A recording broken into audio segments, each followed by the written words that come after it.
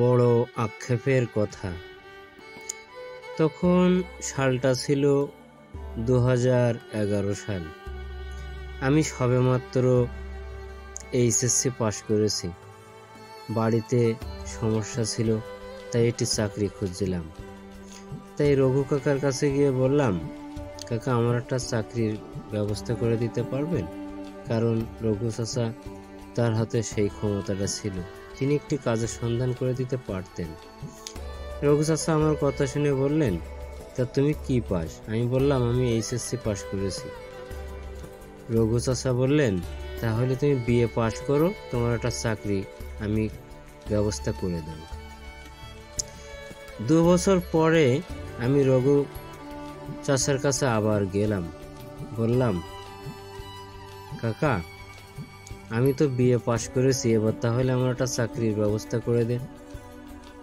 রঘু কাকা বললেন, বিএ তো পাশ করেছো, তা অনার্স হলে ভালো হতো, তা তুমি এমএটা পাশ করো, তোমার একটা চাকরির ব্যবস্থা করে দেব।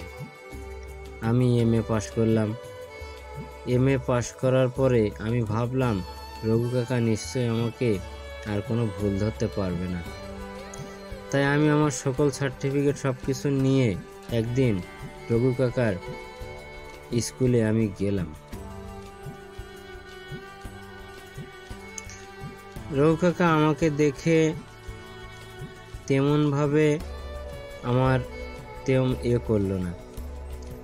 আমি রঘু কাকাকে সালাম দিলাম, তারপর আমি কথা শুরু করলাম।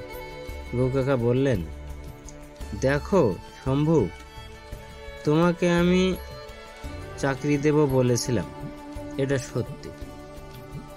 তোমাকে আমি বিএ পাশ করতে বলেছিলাম, এমএও পাশ করতে বলেছিলাম, কিন্তু দেখো রঘু, তোমার সার্টিফিকেটের যে অবস্থা, তুমি ভালোভাবে পাশ করতে পারোনি, ভালো রেজাল্ট করতে পারোনি।